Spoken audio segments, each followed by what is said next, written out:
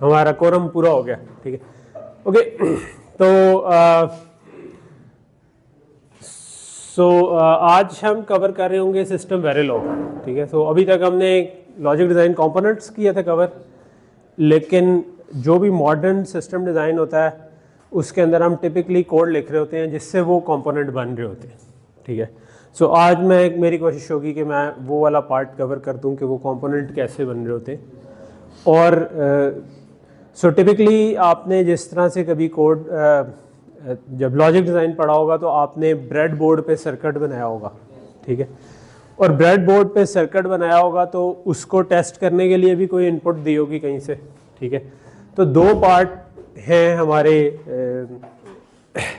इसके, एक है जो आपका एक्चुअल सर्किट है, ठीक है। तो हम क्योंकि कोड लिख रहे हैं तो कोड से सर्किट तक पहुंचने के लिए जो चीज़ होती है उसको हम उस स्टेप को कहते हैं सिंथेसिस, ठीक है। सिंथेसिस यानी वो code, there is a tool that takes that code input और उसके बाद वो उससे गेट लेवल नेटलिस्ट बनाता है। हम ये काम खुद नहीं करेंगे और हम कोई ऐसा टूल भी इस कोर्स में यूज़ नहीं कर रहे होंगे, हम सिर्फ सिमुलेट करेंगे टेस्ट करने के लिए कि चीज़ ठीक है कि नहीं, ठीक है। आइडियली लॉजिक डिज़ाइन के कोर्स में ये होना चाहिए था कि आप लोग किसी FPGA बोर्ड के ऊपर चेक करते हैं, लेकिन वो अगर मैं इधर डाल दूंगा तो ये थोड़ा सा कॉम्प्लेक्स हो जाएगा अननेसेसरीली, क्योंकि हम कंप्यूटर आर्किटेक्चर पढ़ना चाहते हैं, हम लॉजिक डिज़ाइन दोबारा नहीं पढ़। तो वेरिलॉग हम सिस्टम वेरिलॉग कर रहे होंगे। तो सिस्टम वेरिलॉग के दो एस्पेक्ट्स हैं, ठीक है। सिस्टम वेरिलॉग क्या है? It's a hardware description language, इसको छोटा करके HDL भी कहते हैं। तो कुछ अरसे पहले तक इसको कहते हैं हार्डवेयर डिस्क्रिप्शन लैंग्वेज, ठीक। ऐसी मल्टीपल लैंग्वेजेस हैं जो हार्डवेयर डिस्क्राइब करती हैं।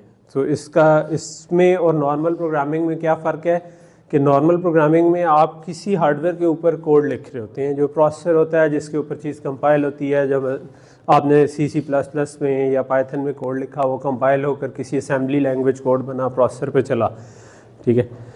हमारे केस में ये वाली जो लैंग्वेजेस हैं, इससे जो हम बनाएंगे उससे गेट बनेगा, मक्स बनेगा, रजिस्टर बनेगा, इस किस्म की चीज़ें बनेंगी जो हमने अभी बेसिक बिल्डिंग ब्लॉक्स पढ़ ली, ठीक है।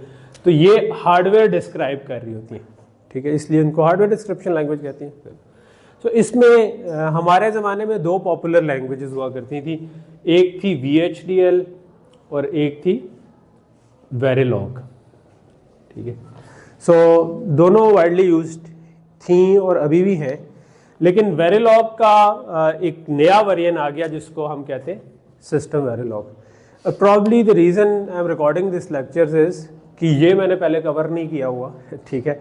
तो ये मैं अभी कवर कर रहा हूँ, तो कल को अगर किसी और ने करना हुआ तो मैं उसको लिंक भेजूंगा, भाई तो इसको करके फारग हो जा, और ये चीज़ें। तो दोनों, हर केस में हम दो तरह से कोड लिखते हैं, एक फॉर सिंथेसिस और एक फॉर सिमुलेशन, या जिसको हम कहते हैं टेस्टिंग करने के लिए, ठीक है। तो आपने ब्रेड बोर्ड बनाया, ब्रेड बोर्ड में सर्किट बनाया, उसको कहीं से इनपुट्स देनी है, ठीक है। वो इनपुट्स भी हम एक फाइल में ही लिख देते हैं कि यार इस तरह से मैं इनपुट दूंगा, इस सीक्वेंस में दूंगा, पहले ये इनपुट दो, फिर ये इनपुट दो, फिर ये इनपुट दो, फिर देखो आउटपुट सही आई है कि नहीं आई हुई, ठीक है। तो इसको कहते हैं सिमुलेशन, टेस्टिंग, वेरिफिकेशन, ठीक है। इसका जो ज़्यादा फॉर्मल लफ्ज़ है वो है वेरिफिकेशन, ठीक है। सिस्टम वेरिलॉग में ही दोनों तरह का कोड लिखा जा सकता है, ठीक है, फॉर सिंथेसिस भी और फॉर वेरिफिकेशन भी। हम दोनों कवर करेंगे, मगर वेरिफिकेशन जो है ना, ये इन इटसेल्फ ग्रो करके एक पूरी इंडस्ट्री बन गई है इसकी, ठीक है। तो उसमें एक टर्म यूज़ होती है UVM बेस्ड वेरिफिकेशन, ठीक है। UVM कहलाता है यूनिवर्सल वेरिफिकेशन मेथोडोलॉजी। तो ये एक इटसेल्फ पूरी इंडस्ट्री है। ज़्यादातर जो लोग अपनी ICs बना रहे होते हैं, अपने प्रोसेसर की चिप बना रहे हैं, किसी और चीज़ की चिप बना रहे हैं, तो अगर उनके पास 10 डिज़ाइनर हैं तो हो सकता है 20 वेरिफिकेशन के लोग हों जो कि उसको टेस्ट कर रहे हों, ठीक है, सिमुलेशन में। और ये पूरा जो आपने ऑब्जेक्ट ओरिएंटेड प्रोग्रामिंग पढ़ी है ना, उसकी बेस पे पूरी एक मेथोडोलॉजी, हम इसमें इस कोर्स में ये कवर नहीं कर रहे होंगे, ठीक है। हमारा मकसद ये नहीं है इस कोर्स में कि हम UVM सीखें या ये कि सिस्टम वेरिलॉग फॉर वेरिफिकेशन सीखें, ये हम बिल्कुल बेसिक्स ही कवर कर रहे होंगे। लेकिन हम सिंथेसिस के लिए यानी कि जिससे गेट से जो चीज़ बननी है उसके लिए जिस तरह की सिस्टम वेरिलॉग लिखी जाती है वो हम ज़रूर कवर करेंगे। और हम टेस्टिंग में बेसिक किस्म की टेस्टिंग करने के लिए यानी यूवीएम एक उसके ऊपर बिल्ड पूरा इकोसिस्टम है, लेकिन उसके नीचे जो सिंपलर कंस्ट्रक्ट्स हैं वो हम यूज़ करेंगे फॉर टेस्टिंग। ठीक, सो ये ओवरऑल इंट्रो है जो कि आपको अगर अभी समझ ना भी आया हो तो थोड़ी देर में इंशाल्लाह समझ आ जाएगा। सो अब आप लोगों का कौन सा सेमेस्टर है? सो फोर्थ सेमेस्टर वाला है। आप जरा बड़े हो गए हुए, एक आध लैंग्वेज सीख चुके होते हैं। ठीक है, सो जब आपने एक आध लैंग्वेज कौन सी आपने सीखी हुई है और C++ नहीं टच की? किसी कोर्स में भी नहीं टच? 10th में? कमाल नहीं है कि 10th में की थी और कंप्यूटर साइंस में अभी तक नहीं की। डाटा स्ट्रक्चर्स पढ़ चुके हैं आप लोग? वो किस में पढ़े? अच्छा, ओ चलो मैं क्योंकि हाँ नहीं हो सकते हैं, दोनों में हो सकते हैं, लेकिन पर्सनली मैं शायद प्रेफर करूँ कि जो डाटा स्ट्रक्चर्स हैं वो C++ में हो और प्रोग्रामिंग बेशक जावा में हो, C में हो, C++ में हो, वो क्या पाइथन में जो है वो बिल्कुल इंट्रो वाला कोर्स हो तो बेहतर है जो आपका वो है। तो मेरी ज़ाती प्रेफरेंस ये है, बहरहाल हर टीचर की एक अपनी प्रेफरेंस। ओके, सो स्टार्ट हो जाते हैं। तो अभी तक जो हमने किए हैं वो बेसिक बिल्डिंग ब्लॉक्स कर लिए हैं। ठीक है, सो बेसिक बिल्डिंग ब्लॉक से हम पहले एक दो डिज़ाइन एग्जांपल्स करेंगे। ठीक है, जो बेसिकली इंक्रीमेंटर की एक एग्जांपल करेंगे, एक फाइफो की एग्जांपल करेंगे, और उसके बाद हम देखेंगे कि मैंने वेरिलॉग लिख दिया या मैं चेंज करना भूल गया कि सिस्टम वेरिलॉग में हम मॉड्यूल्स क्या होते हैं, मार्क्स डीमार्क्स को कैसे कोड करते हैं, और उसकी कोडिंग एग्जांपल तक हम लेके जाएंगे।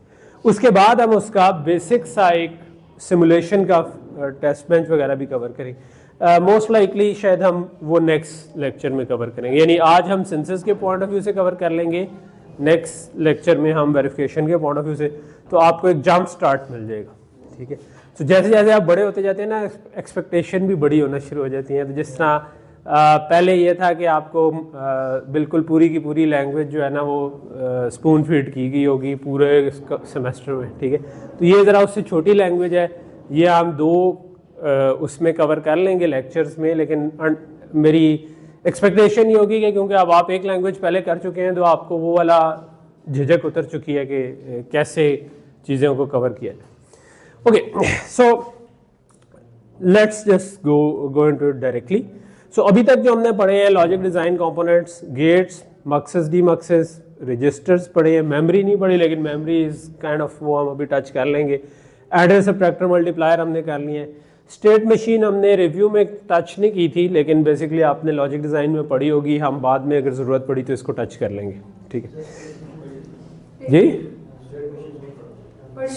पढ़ी होंगी। ठीक है, सीक्वेंशियल सर्किट्स कंप्लीट नहीं होते विदाउट स्टेट मशीन्स। ठीक है, स्टेट डायग्राम बना कर उसको, अगर वो नहीं भी पढ़ी ना तो वो हम हो सकता है अगर ज़रूरत पड़ी तो हम उसको टच कर लेंगे। ठीक है, तो डोंट वरी अबाउट इट। ठीक है, मेरा ख्याल है कि हमें शायद ज़्यादा ज़रूरत प्रोसेसर के पॉइंट ऑफ व्यू से स्टेट मशीन्स की नहीं पड़ेगी, लेकिन अगर पढ़ी तो हम उसको टच कर लेंगे। ओके, सो ये गेट्स तो हम सारे पढ़ चुके, और रजिस्टर हमने पढ़ा था कि ये जो हमने लास्ट टॉपिक क्लास का किया था जिसमें हमने एक फ्लिप फ्लॉप पहले बनाया, उससे रजिस्टर बना दिया। तो अब हम फ्लिप फ्लॉप को नहीं सोच रहे होंगे कि वो कैसे अंदर से बनता है, हम कहेंगे कि यार रजिस्टर ऐसे होता है कि जिसमें इनपुट्स आ रही हैं और आउटपुट है, एक डब्बा है जिसके अंदर हम बिट्स को स्टोर कर सकते हैं। और हमने कहा था कि ये किसी क्लॉक पे चल रहा होगा, टिपिकली इसके साथ रीसेट भी होगा कि हम जब रीसेट करें तो हम किसी वैल्यू पे उसको इनिशियलाइज कर सकें, 0 पे, किसी और वैल्यू पे, जिस पे भी करना चाहें हम एक इस डब्बे को उसमें ये नंबर लिखवा सकें। ठीक है, सो डब्बा मैं इसको इसलिए कह रहा हूँ और नंबर इसलिए कह रहा हूँ कि ये ज़रूरी नहीं है कि एक बिट हो, ये ज़्यादा बिट्स भी हो सकती है। 32 बिट का है तो पूरा इंटीजर इसके अंदर स्टोर हो जाएगा, 64 बिट का है तो आप डबल इसके अंदर पूरा स्टोर कर सकते हैं। तो ये 64 बिट हो गई, जो भी होगी, तो we don't care about the bits at the moment. ये जो ऊपर लिखा हुआ है n:0, ठीक है, तो ये थोड़ा सा आपने जो भी लैंग्वेज पढ़ी होगी उससे हल्का सा डिफरेंट सिंटेक्स है। हम स्क्वायर ब्रैकेट्स में इसको बोलते हैं n डाउन टू 0। ठीक है, सो फॉर एग्जांपल अगर 16 बिट की चीज़ है ये, तो मैं इसको बोलूँगा 15 डाउन टू 0। तो इधर मैं n के बजाय 15 लिख दूंगा, क्योंकि 0 से स्टार्ट हो रही है तो 16 तक नहीं गया बल्कि 15 तक चला गया, तो 15 डाउन टू 0। तो यहाँ तक चीज़ क्लियर है? ओके और इससे हमारी अंडरस्टैंडिंग क्या है रजिस्टर से कि कोई क्लॉक चल रहा होगा और क्लॉक के राइजिंग एज पे, यानी कि जो बाद में ट्रांजिशन आ रही है ऊपर की तरफ, इस पे जो भी चीज़ इनपुट पे है वो इसमें स्टोर हो जाएगी और आउटपुट पे भी आ जाएगी। तो जैसे ही क्लॉक एज गुजरेगा तो क्या होगा कि अब 3 इनपुट पे आ रहा था, तो क्लॉक एज के फौरन बाद आउटपुट पे 3 आ जाएगा। ठीक है, सो ये 3 इसके अंदर एक साइकिल के लिए स्टोर हो गया। अब बेशक मैं इनपुट चेंज कर दूं, अब फर्क नहीं पड़ता क्योंकि ये सिर्फ एज के ऊपर काम कर रहा है। जैसे ही एज आया उस वक्त इसने काम करना है, एज के बाद मैंने 3 को 4 कर दिया लेकिन आउटपुट पे 3 ही रहा। ठीक है, अगला एज आया तब ये देखेगा इनपुट पे क्या आ रहा है, तो इस वक्त इनपुट पे क्या आ रहा है 4। इसका मतलब है कि ये इस अगले एज पे क्या करेगा 4 स्टोर कर देगा एक साइकिल के लिए। ठीक है, सो ये अगले साइकिल पे 4 स्टोर हो गया। इसी तरह ये नंबर जरूरी नहीं है सीक्वेंस में है, कोई भी नंबर आ सकते थे। ठीक है, 5 आया इनपुट पे, अगले साइकिल पे 5 स्टोर हो गया। ठीक है, तो यहाँ तक चीज़ क्लियर होगी हमें, ये हमने पहले डिस्कस की हुई है। जस्ट इट्स रीकैप कि हम एज के ऊपर चल रहे हैं और हर एज के ऊपर हम जो भी इनपुट आ रही होती है उसको पकड़ के अपने अंदर स्टोर भी कर लेते हैं और हमारी रजिस्टर की आउटपुट पे भी वही आ जाती है। ठीक, अच्छा दूसरा हमने ये चीज़ कही थी कि हम ये कई दफ़ा नहीं चाह रहे होते कि हर साइकिल के हर एज पे पकड़ें, हम चाहते हैं कि हमारे हाथ में कंट्रोल हो कि कब हमने उसको पकड़ना है। तो उसके लिए हमने कहा था कि हम इसके अंदर एक इनेबल का सिग्नल डाल सकते हैं कि जब इनेबल हो उस वक्त वो वैल्यू स्टोर हो, अदरवाइज वो स्टोर ना हो। सो उसमें ये क्या चीज़ हो जाएगी कि फॉर एग्जाम्पल ये इनेबल का सिग्नल आ रहा है तो ये उस एज पे आया जिस वक्त 5 आ रहा था इनपुट पे, तो इसका मतलब है इससे पहले जो भी वैल्यू थी वो वही वैल्यू रहेगी। मैंने उसको x से शो किया हुआ है, तो x अक्सर हम डायग्राम्स में डोंट केयर को शो कर रहे होते हैं कि हमें नहीं पता पीछे से क्या वैल्यू आ रही थी, वो डोंट केयर, लेकिन तब तक वो वैल्यू रहेगी जब तक इनेबल ना आ जाए। जिस राइजिंग एज ऑफ क्लॉक के ऊपर इनेबल आ गया उस वक्त जो भी इनपुट पे आ रहा था वो हम स्टोर कर लेंगे। ठीक है, तो उस वक्त 5 आ रहा था, हमने 5 स्टोर कर लिया और ये 5 तब तक स्टोर रहेगा जब तक दोबारा इनेबल नहीं आता राइजिंग एज ऑफ क्लॉक पे या बिजली नहीं चली जाती। ठीक है, दोनों केस में हमारे पास ये लूज हो जाएगा। तो यहाँ तक चीज़ क्लियर होगी। दोबारा एब्स्ट्रैक्शन मैंने इसकी रिवाइज करा दी।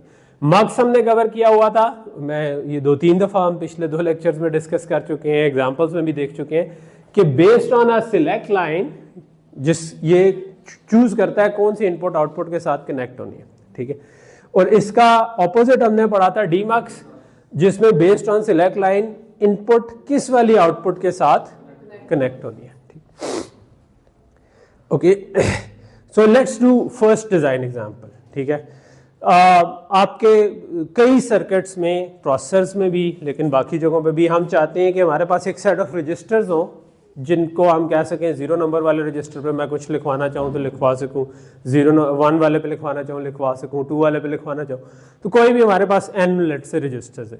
ठीक है, सो ये हो गए हमारे n रजिस्टर्स। ठीक है, और मैं लेट से कि लिखवाना भी चाहता हूँ पढ़ना भी चाहता हूँ, तो सबसे पहले मैं पढ़ने वाला केस डिस्कस कर लेता हूँ कि मैं चाहता हूँ कि मैं इसको बताऊँ कोई एड्रेस से मुराद है कि मैं कहूँ 0, तो 0 वाला रजिस्टर आगे आउटपुट पे आ जाए। मैं कहूँ 1 तो 1 वाला रजिस्टर आउटपुट पे आ जाए, 2 कहूँ तो 2 वाला रजिस्टर आउटपुट पे आ जाए। तो क्या सर्किट होना चाहिए यहाँ पर?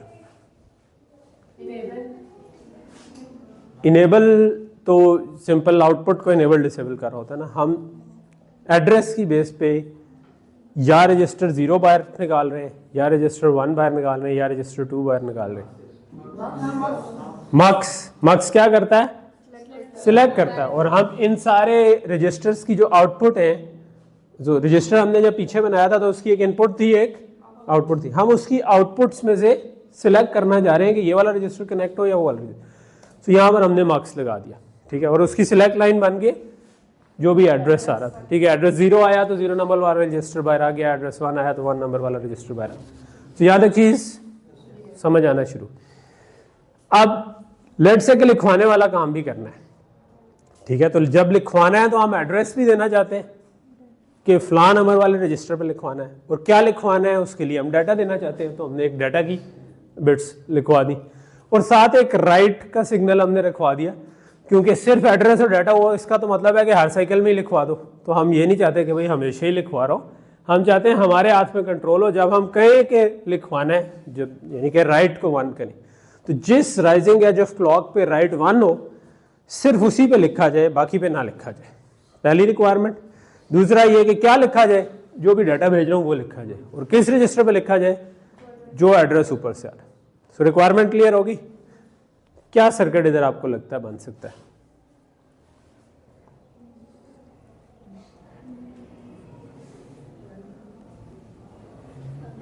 अब ये रजिस्टर लगे हैं, इनकी आउटपुट पोर्ट्स पहले ही कनेक्टेड है, इनपुट पोर्ट कनेक्टेड नहीं है। इनपुट यानी डाटा जो उसको आ रहा था। पहला सवाल ये पैदा होता है, क्या इन रजिस्टर्स पे इनेबल की जरूरत है? इन सब रजिस्टर्स में इनेबल चाहिए कि नहीं? ये तो आउटपुट वाली साइड है ना, मैं कह रहा हूं जो इनपुट वाली साइड है, जो हम लिखवाने वाली साइड पे बात करें। अब दो रजिस्टर जो हमने बनाया था उसकी एक इनपुट पोर्ट थी, इनपुट डाटा, एक आउटपुट थी, आउटपुट डाटा। आउटपुट डाटा तो हमने कनेक्ट कर दिया, इनपुट डाटा अभी कनेक्ट नहीं किया, क्योंकि वो तो हम इधर ही कहीं से कुछ लिखवाने का काम करेंगे। दूसरा, एक हमने कहा था रजिस्टर में चाहे तो इनेबल डालें, चाहे तो ना डालें। इनेबल हुआ तो इसका मतलब है कि जब हम चाहें तो लिखवाएंगे, अदरवाइज उसको नहीं लिखवाएंगे। अगर हम इनेबल नहीं रखेंगे तो उसका मतलब हर साइकिल पे कुछ ना कुछ लिखा जा रहा होगा। तो इस केस में रजिस्टर्स का इनेबल चाहिए कि नहीं चाहिए? चाहिए, बिकॉज हम ये नहीं चाहते कि हर वक्त कुछ ना कुछ लिखा जा रहा हो। हम चाहते हैं कि जब हम राइट का सिग्नल भेजें तो उस वक्त ही लिखा जाए। सो अज्यूम करें इन सब रजिस्टर्स की इनपुट पे इनेबल भी है और डाटा इन भी है। अब मेरे पास यहाँ पर राइट भी आ रहा है और डाटा इन भी आ रहा है, तो क्या करूँ, किसको कैसे टाई करूँ तो ये काम ठीक करना शुरू हो जाएगा। अब हमने जो कंपोनेंट्स पढ़े हैं उन्हीं से मिलके बन जाएगा ये। डीमक्स लगा दें, किस पे डीमक्स लगा दें? सो लेट से मैं बोर्ड पे आ जाता हूँ, ठीक है। सो मेरे पास ये मैंने डीमक्स लगा दिया, किस चीज़ को? डाटा इन जो आ रहा है उसको मैं डीमक्स कर दूं, ये मैं सारे रजिस्टर्स को भेज दूं। सारे रजिस्टर्स का जो डाटा इनपुट पोर्ट थी, लेट से मैं इधर ही शो कर देता हूँ, ठीक है। कामरान ये इसी तरफ है ना, पता चले कि मैं इधर बना रहा हूँ और ऑडियो जा रही है फिर। ओके, सो यहाँ तक चीज़ ये कह रहे हैं। और राइट लेवल को क्या करूँ? ये तो एक बिट का है, इन सब के अलग अलग इनेबल है, राइट। यानी ये डाटा के साथ तो कनेक्ट कर दिया, इन सब के साथ अलग अलग इनेबल है, क्योंकि हर रजिस्टर का अपना अपना इनेबल भी है, डाटा इन भी है। यही हमने पढ़ा था ना कि एक रजिस्टर जो है उसका डाटा इन है, एक इनेबल है और एक डाटा आउट है, ठीक है। और अभी थोड़ी देर पहले हमने आपस में डिस्कस किया कि यार क्या इन सब के इनेबल वाले रजिस्टर होने चाहिए? हमने कहा हाँ जी होने चाहिए। तो मैं कह रहा हूँ वो वाले सारे इनेबल हैं इधर, तो अब उनको कैसे कनेक्ट करूँ, किससे कनेक्ट करूँ?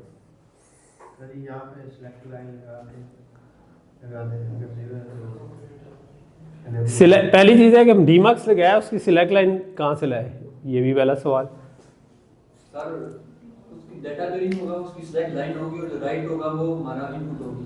कि जब डाटा लाइन जो है वो फर्क करे कोई हमारे पास कोई आती तो उस रजिस्टर पे जाके लिखते। ये डाटा जो है ये, अब मिसाल के तौर पर हमने ये नहीं बताया कि कितना वाइड रजिस्टर है। अब हो सकता है कि ये फॉर एग्जांपल लेट्स अज्यूम कि ये 32 बिट के रजिस्टर्स हैं सारे, डाटा इन 32 बिट का आ रहा है। वो एक 32 बिट का डाटा हमने या इधर लिखवाना है या इधर लिखवाना है या इधर लिखवाना है या इधर लिखवाना है, किसी एक पे लिखवाना है, ठीक है। ये जो राइट है ये सिर्फ एक बिट का है, ये कह रहा है कि लिखवाना है कि नहीं लिखवाना, ठीक है। और ऊपर से हमारे पास एड्रेस आ रहा है एक, जो बता रहा है लिखवाना किधर है, ठीक है। एड्रेस बता रहा है किधर लिखवाना है। एड्रेस कह रहा है कि भाई एड्रेस कहे कि 3 नंबर पर लिखवाओ, इसका मतलब 0 1 2 3 वाले रजिस्टर पर लिखवाओ। और क्या लिखवाओ? ये वाला डाटा लिखवाओ, ठीक है। और अगर राइट आ रहा है तो तब लिखवाओ, नहीं आ रहा तो फिर बेशक ये एड्रेस और डाटा आता रहे, हम नहीं लिखवाएंगे।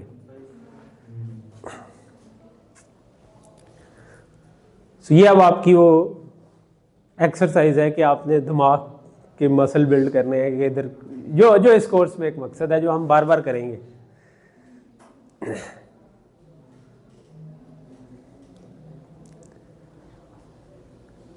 पहली चीज है सिलेक्ट कहां से आएगा, ये आसान सवाल है। 3 चीजें हैं, डाटा, राइट और एड्रेस। सिलेक्ट किससे आना चाहिए? राइट 1 बिट का है, ये कितनी बिट का होना चाहिए सिलेक्ट? जितने रजिस्टर हैं उसके हिसाब से, लेट से मैं कहता हूँ कि मेरे पास 8 रजिस्टर है, तो ये कितने बिट का होना चाहिए? 3 बिट का होना चाहिए। ठीक, एड्रेस से सिलेक्ट हो, हम बता रहे हैं किस नंबर वाले रजिस्टर पर लिखवाना है, वो तो यहाँ से आ रहा है ना। अब अगर मैं कहूँ 0 नंबर वाले पे लिखवाना है तो ये 0 पे जाए, 1 वाले पे जाना है तो 1 पे जाए, 2 वाले पे जाना है 2 पे जाए। ठीक है, तो एक काम तो हमारा हो गया कि अच्छा चलो जी सिलेक्ट लाइन होगी। अब रह गया इन सब के इनेबल्स को क्या करें? राइट के साथ कनेक्ट कर दे। अगर मैं इन सब को राइट के साथ कनेक्ट करूंगा तो मसला क्या बनेगा? एंड गेट लगा के उस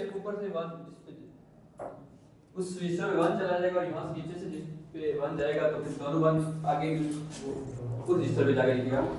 एंड गेट लगा दो इधर। सबके आगे। अच्छा चलो सर, उस एंड गेट की क्या इनपुट्स होंगी? एक एड्रेस, उसका जो एड्रेस राइट होगा रजिस्टर पे चला जाएगा। वो एड्रेस तो 3 बिट का आ रहा था, लेकिन वो एड्रेस की बेस पे जो इनपुट है वो कनेक्ट हो जाएगी ना हमारा रजिस्टर। वही कैसे होगी? जब हम करेंगे तो होगी, खुद से कुछ नहीं होता। फिर एड्रेस 3 बिट का आ रहा है, क्या करूं? किससे कनेक्ट करूं? अगर एड्रेस की बेस पे कनेक्ट करना है कुछ तो कुछ लगाना पड़ेगा ना, कोई कंपोनेंट बनाना पड़ेगा, कोई हार्डवेयर डिजाइन करना पड़ेगा। क्या करें? उससे पहले सोचेंगे कि करना क्या है। फंस के सो आपने डाटा को तो भेज दिया रिक्वायर्ड रजिस्टर पे।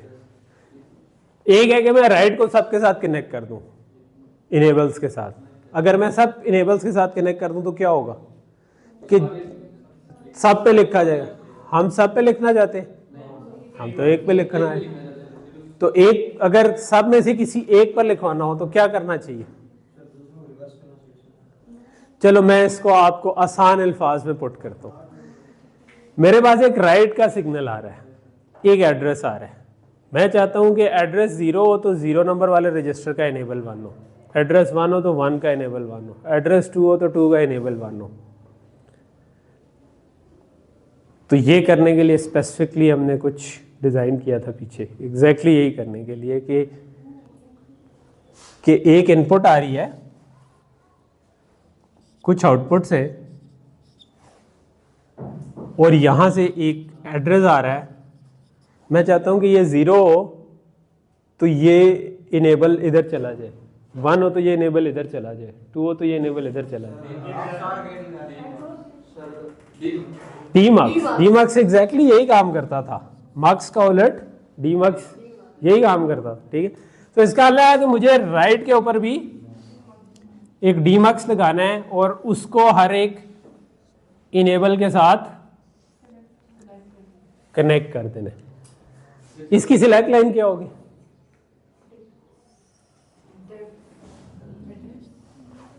एड्रेस जो भी है, इसकी भी एड्रेस होगी, 2 जगह पे कनेक्ट कर सकते हैं। ठीक, तो जो अब फॉर एग्जांपल एड्रेस 0 आया तो डाटा भी 0 पर चला गया और राइट इनेबल भी 0, राइट भी 0 पर चला गया। तो 0 नंबर वाला रजिस्टर इनेबल भी हो गया और उसको डाटा भी मिल गया। तो जब एक रजिस्टर को इनेबल भी मिल जाए और डाटा भी मिल जाए तो इसका मतलब है उस पर वो डाटा लिखवा दो, तो वो लिखा जाएगा। बाकी सब रजिस्टर्स पे डाटा भी 0 गया, इनेबल भी 0 गया। ठीक है, तो वो नहीं लिखा जाएगा बाकी सब पे। तो अब फॉर एग्जांपल मैं कहूँ कि भाई 10वें नंबर वाले रजिस्टर पे लिखवाना है, तो इधर एड्रेस आ गया 10 और फिर राइट मैंने कर दिया 1 और डाटा इन मैंने 10वें पे 100 लिखवाना है लेट से। ठीक है, तो अब इनमें जो 10 नंबर वाला, लेट से कि ये 10 नंबर वाला रजिस्टर है। ठीक है, तो अब क्योंकि इधर 10 आ रहा है तो ये 10 नंबर वाली लाइन पे सिलेक्ट हो गया और ये भी 10 वाली लाइन पे सिलेक्ट हो गया। तो राइट क्योंकि 1 आ रहा था तो वो इनेबल 1 हो गया उसका, और डाटा पहले ही सिर्फ उधर जा रहा है तो डाटा उधर लिखा गया। तो यहां तक चीज समझ आ रही है? पीछे वालों को भी सबको समझ आ रही है? कुछ ब्लैंक से लग रहे हैं नहीं क्या? क्या वो सोचें ज़्यादा लंबी नहीं होनी चाहिए, समझ आ जानी चाहिए। कोई क्वेश्चन है तो पूछ सकते हैं। ठीक है, तो आप लोग क्योंकि पहली दफा आए हैं क्लास में, सो क्लास में जनरल रूल मैंने ये बनाया हुआ है कि अगर कोई चीज़ ना समझ आ रही हो या बिल्कुल आपको लग रहा हो, बेसिक सा सवाल भी लग रहा हो तो ज़रूर पूछ लें। ठीक है, सवाल पूछते शर्माना नहीं है, क्योंकि it's my job to clarify things और आप करें। तो यहाँ तक चीज़ समझ आ गई? ओके, ये हमने बना तो लिया है, लेकिन ये थोड़ा सा बेहतर हो सकता था।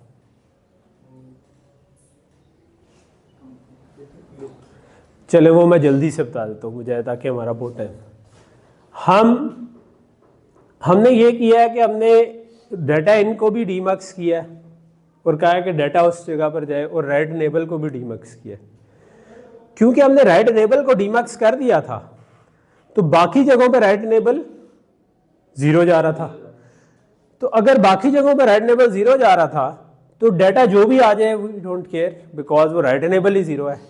तो हमें ये डीमक्स लगाने की ज़रूरत ही नहीं थी, ये डीमक्स काफ़ी था।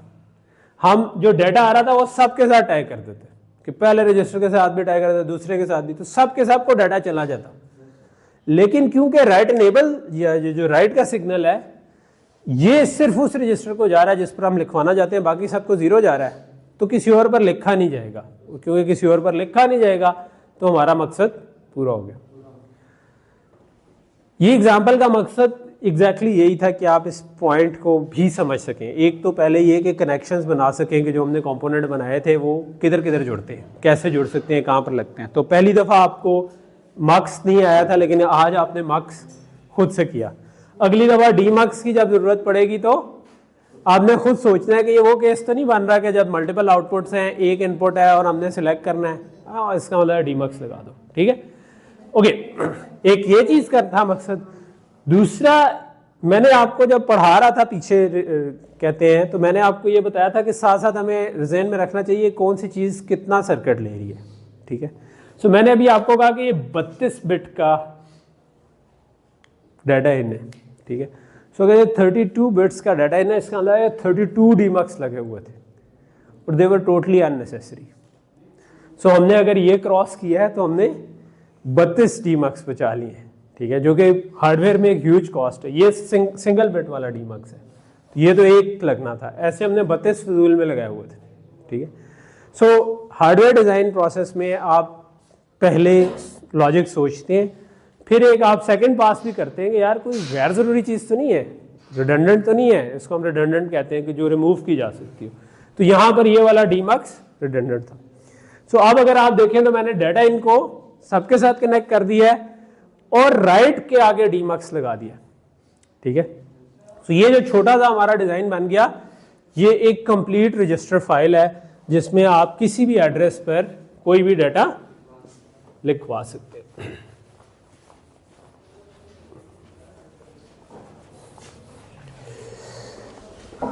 अगर आप थोड़ा सा गौर करें तो अगर मैं ये बहुत सारे रजिस्टर्स लगा दूं, ठीक है, तो एक रफ सा जो मेमोरी का पिक्चर है वो भी ऐसी होती है ना कि आप किसी भी जगह पे किसी भी एड्रेस पर डाटा लिखवा सकें। ठीक है, तो हम अपना एक कह सकते हैं कि एक छोटी सी मेमोरी ही है।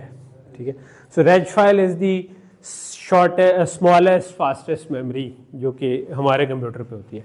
कंप्यूटर में मेमोरी की डिफरेंट हायरार्कीज होती हैं, सबसे पहले यही है, उसके बाद कैश होती है जो हम आगे जाके पढ़ेंगे, जो इससे बड़ी होती है, लेकिन थोड़ा सा उसमें एक साइकिल का डिले आता है आउटपुट आने में, या बास का 2 साइकिल का डिले आता है। थोड़ी बड़ी कैश हो जाए तो हम उसको थोड़ा सा और बढ़ा देते हैं, क्योंकि मसला क्या है कि ये वाला जो जैसे जैसे रजिस्टर्स बढ़ते जाएंगे ये वाला मार्क्स बढ़ता जाएगा और जैसे जैसे मार्क्स बढ़ता जाएगा तो उसके आउटपुट वाला गेट बढ़ता जाएगा, आउटपुट वाला गेट बढ़ता जाएगा तो उसका डिले बढ़ता जाएगा, तो चीज़ स्लो हो जाती जाएगी। तो उसको फास्ट रखने के लिए हमें कुछ ना कुछ मैकेनिज्म बनाएंगे जो कि मेमोरी वाले बनाते हैं। हम वो नहीं पढ़ेंगे इस कोर्स में, but that's another interesting thing कि वो क्या करते हैं। एड्रेस सबट्रैक्टर हमने पढ़े हुए हैं कि 2 नंबर्स को ऐड करें, और हमने कहा हुआ था कि चाहें तो उसी को सबट्रैक्टर के तौर पर यूज़ कर सकते हैं। अगर 2's कॉम्प्लीमेंट नंबर हम यूज़ करें, बाहर से एक सी इन लें। इधर मैंने एक सैचुरेट भी लिखा हुआ है। अक्सर कई एप्लीकेशन में हम सैचुरेशन की सपोर्ट भी डालते हैं कि अगर नंबर फुल से बड़ा हो गया तो बजाय मतलब असल में मैक्सिमम नंबर में जब 1 ऐड करें ना तो उल्टा 0 आ जाता है। ठीक है, तो हम बाज़ का उधर कहते हैं कि यार उसको सैचुरेट कर दो, उसको मैक्सिमम पे ही रहने दो। ठीक है, ये आर्किटेक्चर में उतना यूज़ नहीं होता, लेकिन सिग्नल प्रोसेसिंग एप्लीकेशंस में अक्सर यूज़ होता है कि सिग्नल को क्लिप कर दो, हम उसको कहते हैं कि मैक्सिमम पे अगर पहुँचे तो वो मैक्सिमम ही रहे, वो उल्टा माइनस में ना चला जाए। ठीक है, या 0 पे ना जाए। मल्टीप्लायर भी हमने देख लिया था। मल्टीप्लायर का एक साइड इफेक्ट ये होता है कि दो नंबर्स को जब मल्टीप्लाई करते हैं, दो इंटीजर्स को, तो 64 बिट में आएगा रिजल्ट अगर दो 32 बिट के नंबर मल्टीप्लाई करें, ठीक है। सो टिपिकली आपने अगर C++ या जावा में कोड लिखा होगा तो आपने ये नहीं किया होगा कि उसके लिए कोई और टाइप का नंबर बनाएं और उसमें लिखवाएं, क्योंकि हम जिन नंबर्स में डील कर रहे होते हैं वो अमूमन उतने बड़े नहीं होते। यानी 32 बिट के अंदर इंटीजर जो आएगा वो तकरीबन प्लस माइनस 2 गीगा तक आ जाएगा, ठीक है। सो 2 बिलियन तक के नंबर्स प्लस माइनस में अगर आप डील कर रहे हैं तो इट्स गुड इनफ, ठीक है। लेकिन अगर आप 2 बिलियन में 2 बिलियन ऐड कर देंगे तो वो 4 बिलियन हो जाएगा, और वो जब आप ऐड करेंगे तो आप कभी ये एक्सपेरिमेंट करके देख लें कोड लिखते हुए कि अगर सिंपल इंटीजर 32 बिट वाला है तो उसमें 2 बिलियन प्लस 2 बिलियन करेंगे तो वो आपको माइनस पे रिजल्ट देना शुरू कर देगा, बिकॉज उसकी MSB 1 हो जाएगी, और MSB 1 हो जाएगी तो वो उसको 2's कॉम्प्लीमेंट में as a negative number treat करना शुरू हो जाएगा। ओके, सो बास केसेस में हमें इसका ख्याल रखना पड़ता है, ठीक है। ऑब्वियसली मल्टीप्लायर में हमने जो चीज़ नहीं पढ़ी कि मल्टीप्लायर में साइंड मल्टीप्लिकेशन भी होती है, अनसाइंड भी होती है, लेकिन वो इस कोर्स का पार्ट है। ओके, सो नेक्स्ट है एक और एग्जाम्पल, ठीक है। सो थोड़ा सा आज आपके दिमागों को चलाने की कोशिश है, ठीक है। हाँ,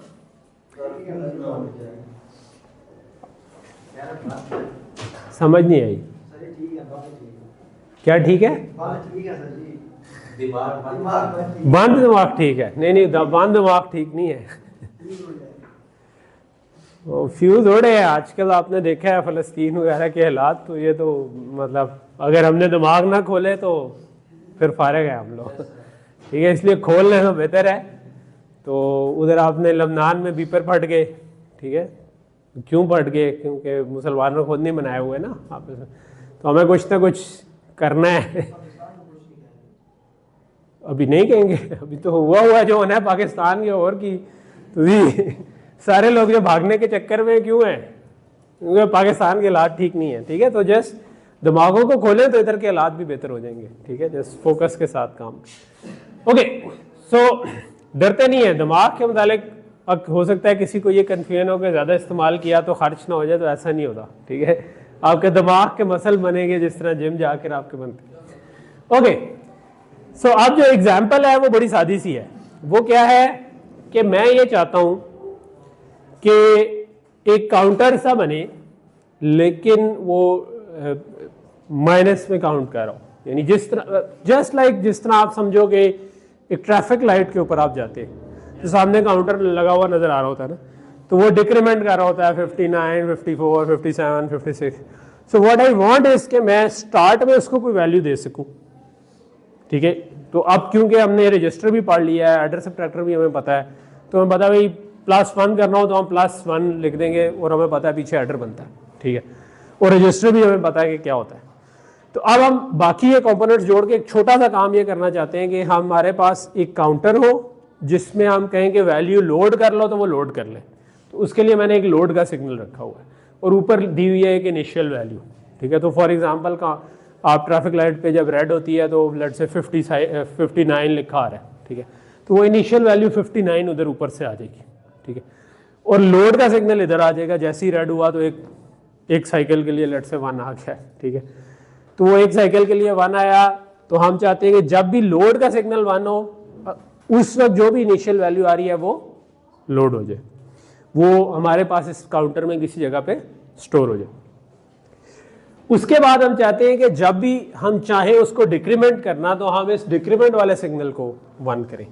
तो जब भी डिक्रीमेंट का, लेट्स से कि हर सेकंड बाद डिक्रीमेंट का एक साइकिल के लिए एक पल्स आती है, ठीक है। तो वो क्या करें, उस पे अब लेट्स से वो 59 वैल्यू थी तो वो 58 हो जाए, फिर एक सेकंड बाद आएगी, फिर वो 58 से 57 हो जाए, एंड सो ऑन, वो डिक्रीमेंट होता है।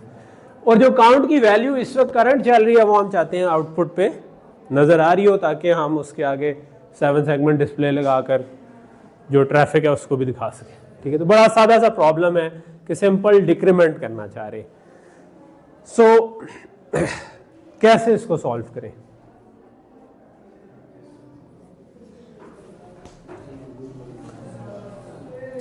अच्छा, डिज़ाइन प्रॉब्लम सॉल्व करने में अच्छी बात है कि कई तरीके हो सकते हैं। मेरा वैसे तरीका ये होता है कि मैं पहले सोचता हूँ कि क्या चीज़ इसमें लगनी है वो तो बना दो, ड्रॉ कर दो। पहली बात है कुछ स्टोर तो करना ना काउंट जिसको, तो इसका क्या मतलब हुआ कि रजिस्टर तो लगेगा ही लगेगा, ठीक है। रजिस्टर में मैं चाहता हूं कि डाटा इन पे क्या है, हाँ रजिस्टर का डाटा इन है। पहली चीज है रजिस्टर का इनेबल होना चाहिए या नहीं होना चाहिए, होना चाहिए, क्योंकि या मैं लोड करना चाहता हूं उस पर कोई वैल्यू, या मैं डिक्रीमेंट, उसके अलावा मैं चाहता हूं वैल्यू वही रहे। जब भी मैं चाहता हूं कि वैल्यू चेंज ना हो किसी जगह पे, इसका मतलब है कि मुझे इनेबल चाहिए ही चाहिए, क्योंकि बगैर इनेबल वाला रजिस्टर तो हर साइकिल पे कुछ ना कुछ करना शुरू हो जाए। सो एक चीज मैं ये चाहता हूं कि जब लोड आए तो इनिशियल वैल्यू इधर आ जाए, तो इनिशियल वैल्यू जो है वो मैं इस पे लिखवाना चाहता हूं, but initial value is not the only value जो मैं लिखवाना चाहता हूं। जब डिक्रीमेंट आए तो फिर मैं क्या करना चाहता हूं कि जो करंट वैल्यू है उससे एक माइनस करके लिखो। इसका मतलब माइनस करने वाली भी चीज लगेगी, ठीक है। सो इसका मतलब है कि मैं ये भी चाहता हूं कि ये जो इसकी वैल्यू है इसको डिक्रीमेंट भी करके, सो मैंने इनिशियल वैल्यू भी लिखवा सकता हूं, ये वाली वैल्यू भी लिखवा सकता हूं। तो अगर दो में से एक को सिलेक्ट करना हो तो क्या होगा, दो चीजों में से एक को सिलेक्ट करना हो तो मैंने आप लोगों को ये कहा था कि मक्स को आप ज़हन में दूसरा लफ्ज उसका रखें सिलेक्टर, ठीक है। उसे सिलेक्ट करना है दो में से ताकि आपको जहन में याद रहे, ठीक है। मैंने नाम रखना होता तो मैं उसका नाम रख ही सिलेक्टर देता, ठीक है, ताकि किसी को, क्योंकि मक्स से तो कुछ समझ नहीं आ रही, सिलेक्टर नाम से आपको खुद ही समझ आ जाएगी कि भाई ये सिलेक्ट कर रहा है। तो इसका मतलब है कि मुझे इधर सिलेक्ट करना है दोनों में से, ठीक है। किस बेस पे सिलेक्ट करना है, सिलेक्ट लाइन है लेकिन वो किस बेस पे सिलेक्ट करेगी। अगर डिक्रीमेंट आएगा तो वो वाली साइड सिलेक्ट होनी चाहिए, अदरवाइज ये होनी चाहिए, राइट। या मैं ये भी कह सकता हूं कि अगर लोड आएगा तो ये वाली साइड सिलेक्ट होनी चाहिए, डिक्रीमेंट आएगा तो ये। एक्चुअली मैं चाहता हूं कि लोड पे ये वाली और डिक्रीमेंट पे वो, लेकिन सिलेक्ट लाइन एक ही है, तो मैं किसी एक को टाई कर सकता हूं उसके साथ। हम तो ऐसे बनाएंगे ना कि किसी भी सीक्वेंस में कुछ हो सके, लेकिन असल में हम करेंगे यही कि पहले लोड करेंगे। सो हम ये कर सकते हैं कि इसको लेट से डिक्रीमेंट से टाई कर दिया, ठीक है। अब प्रॉब्लम क्या पैदा हुआ कि जब डिक्रीमेंट आया तब तो ठीक है, डिक्रीमेंट वाली साइड सिलेक्ट हुई। जब डिक्रीमेंट 0 हुआ तो ये तो लोड वाली साइड आ जाएगी। लेकिन अभी बिल्कुल हमने क्या किया था थोड़ी देर पहले, जब रजिस्ट्रेच फाइल को किया था कि हम इनेबल के जरिए कंट्रोल कर सकते हैं कि लिखा जाएगा भी के नहीं। तो हम ये कर सकते हैं कि हम इसके इनेबल को इंटेलिजेंटली डिजाइन करें। ये अब आपने बताना है कि इंटेलिजेंटली कैसे डिजाइन करो, कब हमें लिखवाना है इसके ऊपर।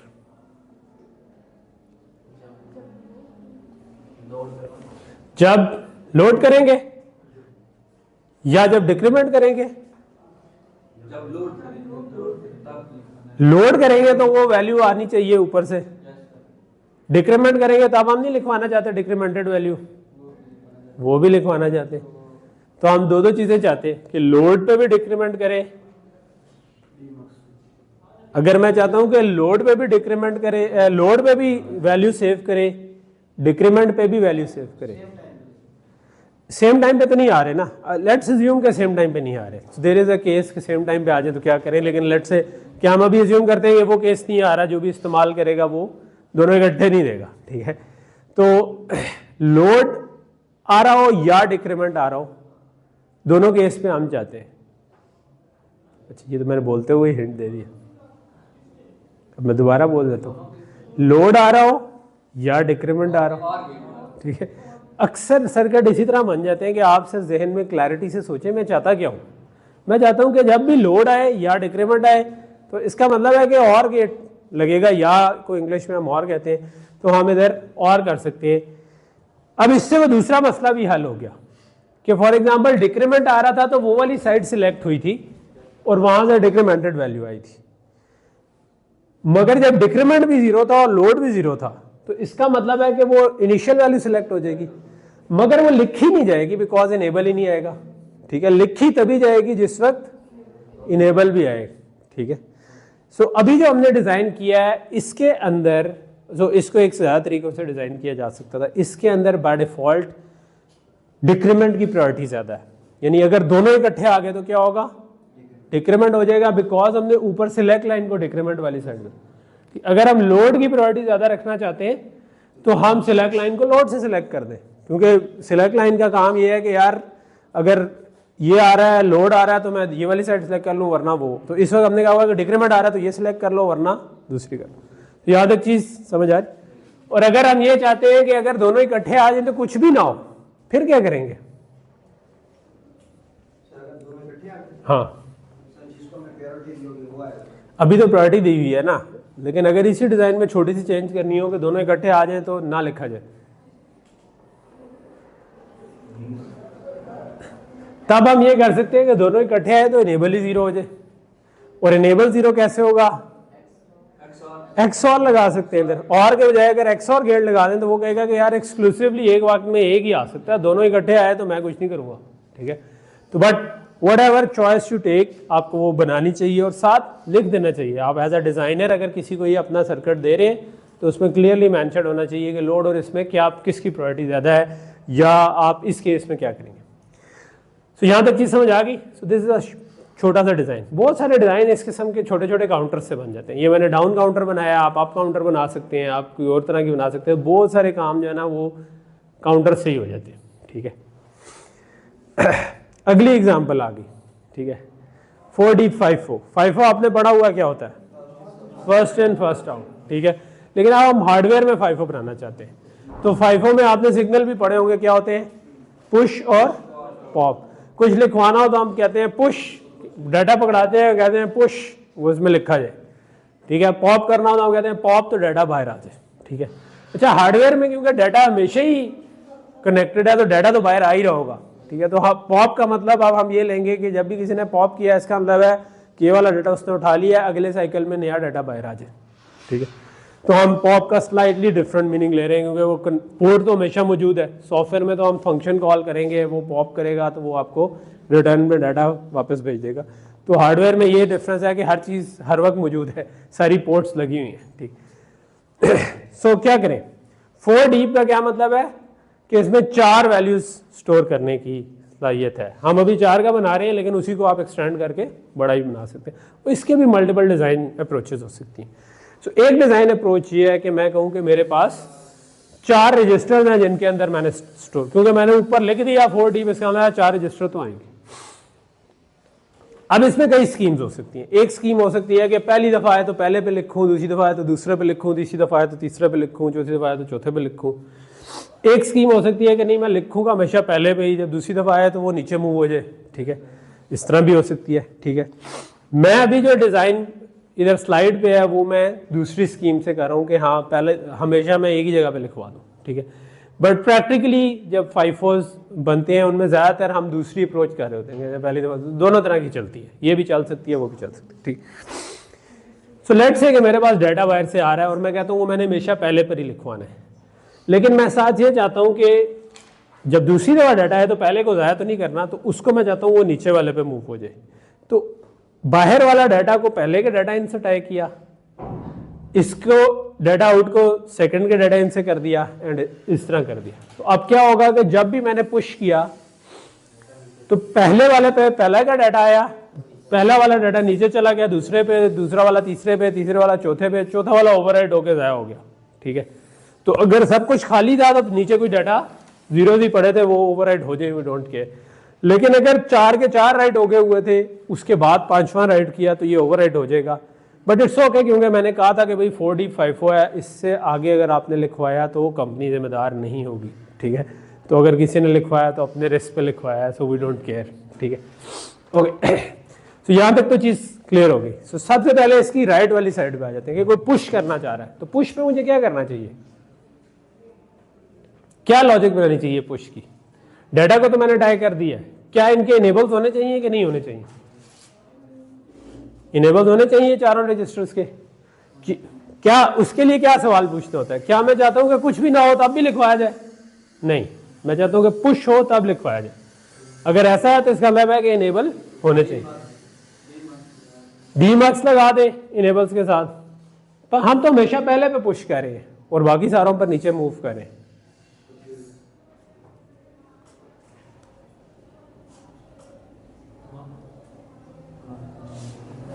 इंतहाई सिंपल सोल्यूशन है, सबको इनेबल कर दो जब भी पुश आए, पुश को टाई कर दो सबके इनेबल्स के साथ, जब भी पुश आए सारे इनेबल हो, पहले वाले पे डाटा जाए, पहले वाले का दूसरे पे चला जाए, दूसरे वाले का तीसरे पे, तीसरे वाले का चौथे पे। तो राइट साइड तो बड़ी सिंपल है, ठीक है।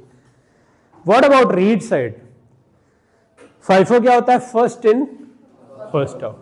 सो अगर एक दफा मैं पुश करूंगा तो जो वो वाला डाटा है वो कहां पर पड़ा होगा? पहले वाले रजिस्टर में। अगर मैंने 2 दफा पुश कर दिया तो वही वाला रजिस्टर, वही वाला डाटा सेकंड पे आ जाएगा। अभी पॉप नहीं हुआ लेट से, तीसरी दफा पुश किया तो वही थर्ड पे आ गया, चौथी दफा पुश किया तो वो फोर्थ पे। अब दरमियान में किसी दफा भी पॉप आ सकता था, लेट से कि अभी एक ही पुश हुआ था तो पॉप आ जाए, तो इसका मतलब है मैं पहले से रीड करना था। अगर 2 पुश हुए थे तो मुझे दूसरे से रीड करना था, 3 पुश हुए तो तीसरे से रीड करना था, 4 पुश हुए तो चौथे से रीड। सो इसका मतलब है कि जो डाटा आउट है वो किसी भी से आ सकता है। सो इसका मतलब, क्या नाम है आपका? राहील मक्स एक्सपर्ट बन गया, इसको फौरन समझ आ जाती है जहां पर भी मक्स लगाना। इसने रेज फाइल में भी बिल्कुल ठीक बताया था, गुड राहील। सो इसका मतलब मक्स तो लगेगा ही लगेगा, ठीक है। मक्स तो लगा दिया, लेकिन मक्स की एक सिलेक्ट लाइन भी होती है, ठीक है। क्या मक्स की सिलेक्ट लाइन सिर्फ पॉप पे डिपेंडेंट है? नहीं। किस पे डिपेंडेंट है? अब पहला सवाल ये पैदा होता है किस पे डिपेंडेंट है। हमने दिमाग में सोचते हैं कि क्या होगा, कब मुझे 0 से उठाना है, कब मुझे 1 से उठाना है। अगर मैं कहूं कि एक दफा पुश हुआ था तो इधर इसको क्या होना चाहिए? पहले से उठाना। तो मैंने पॉप के तो जिक्र ही नहीं किया, अभी मैंने एक दफा पुश का जिक्र किया। 2 दफा पुश हुआ तो कहां से उठाना था? दूसरे से। तो अगेन ये डिपेंड किस पे कर रहा है? पुश पे। 3 दफा पुश हुआ हो तो 3 पे, 4 दफा हो तो 4, 4 दफा पुश हुआ है। इस अभी तक हम सिर्फ पुश पे डिपेंड कर रहे हैं, तो इसका मतलब पॉप पे तो अभी तक कोई डिपेंडेंस नजर नहीं आई। आप लोग कह रहे थे ना पॉप पे डिपेंडेंस, तो पुश पे डिपेंडेंस नजर आई। लेकिन लेट्स से 4 दफा पुश हुआ था और उसके बाद एक पॉप हो गया, अब क्या करना चाहिए हमें?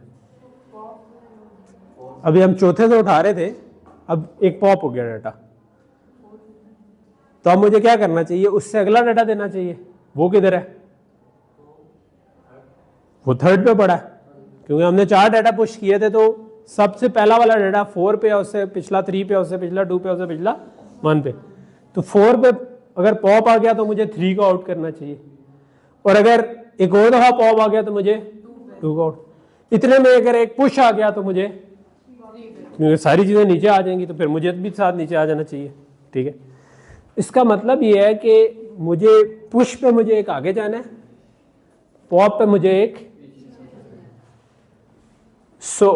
मुझे कोई नंबर चाहिए जो कि 0 से 3 तक हो, ऐसे ही है ना सिलेक्ट लाइन के लिए। लेकिन जब भी पुश हो तो मैं चाहता हूं वो नंबर बढ़े, जब भी पॉप हो तो वो नंबर घटे। सो इसका मतलब है आई नीड अभी हमने बनाया था incremental, we need a counter जो कि इंक्रीमेंट भी हो सके, और अभी पिछला जो हमने बनाया था वो सिर्फ डिक्रीमेंट होता। तो मैंने कहा था बहुत सारे काम काउंटर से हो जाते हैं, तो ये सेकंड एग्जांपल आ गई, but with slightly different count है। इस काउंट को मैं कब इंक्रीमेंट करना चाहता हूं? जब पुश हो। तो पुश को ही मैंने कनेक्ट कर दिया इंक्रीमेंट से। और कब डिक्रीमेंट करना चाहता हूं? जब पॉप। ठीक।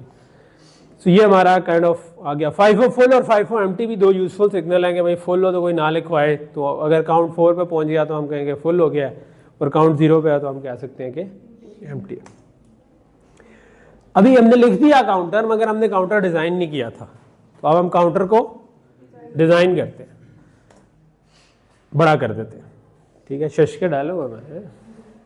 ओके, सो अगेन अब क्योंकि हम एक दफा काउंटर डिजाइन कर चुके हैं, क्या चीज लगेगी? मेमोरी नहीं, रजिस्टर। ठीक है, फ्लिप फ्लॉप को रजिस्टर हम कह रहे हैं इंटरचेंजेबली, पर मेमोरी जब हम कहते हैं ना तो हम थोड़ा सा डिफरेंट मीन करते हैं। ठीक है, इसलिए उसको मेमोरी। दूसरा, इसमें इंक्रीमेंट और डिक्रीमेंट भी लगेगा। ठीक है, और एक मार्क्स भी लगेगा जो इन दोनों में से सिलेक्ट कर सके। तो यहां तक तो अब आप फॉलो कर रहे हैं। इनेबल चाहिए कि नहीं चाहिए? चाहिए। इनेबल कब होना चाहिए?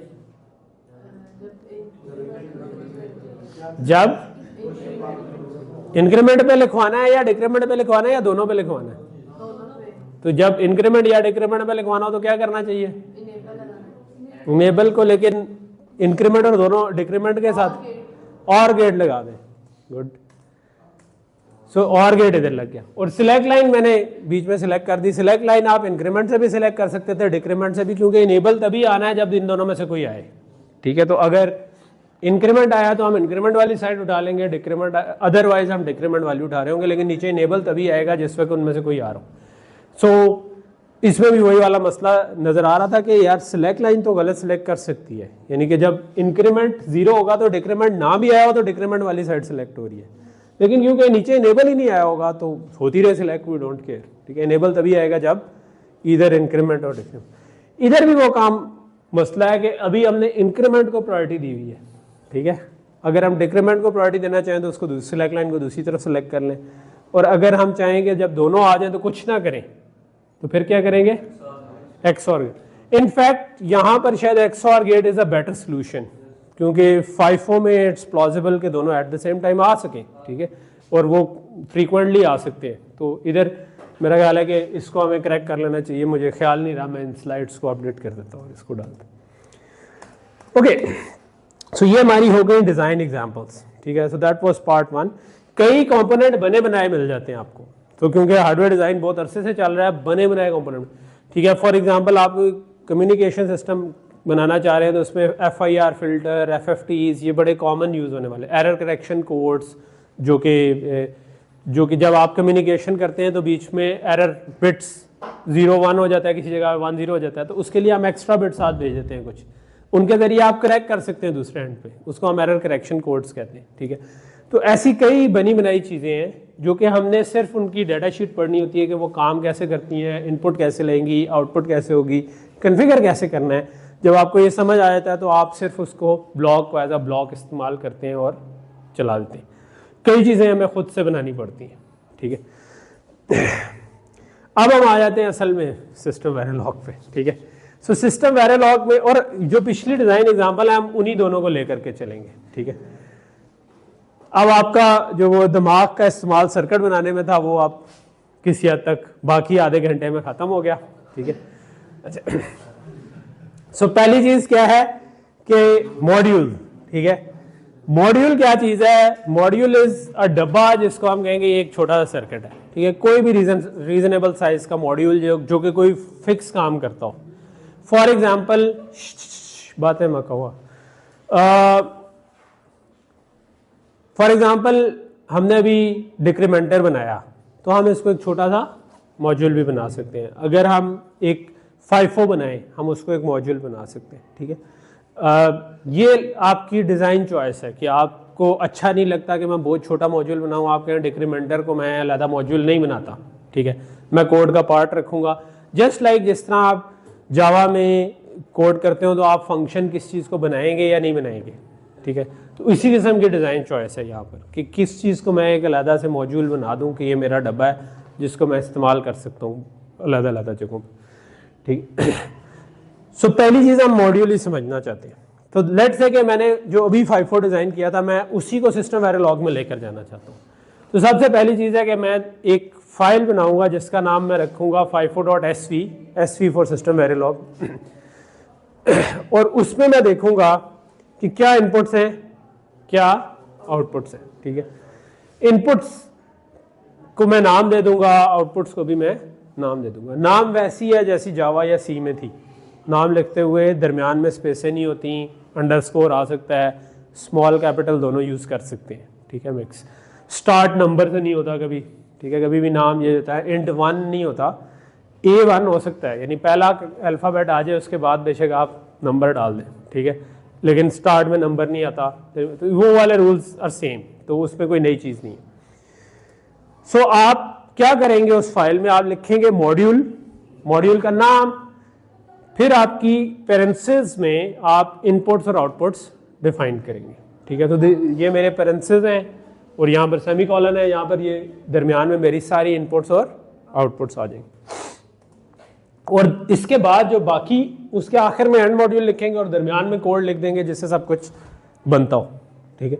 तो अभी मेरा पहला फोकस है कि पोर्ट्स कैसे बनती हैं, इनपुट और आउटपुट कैसे डिफाइन होती है, ठीक है।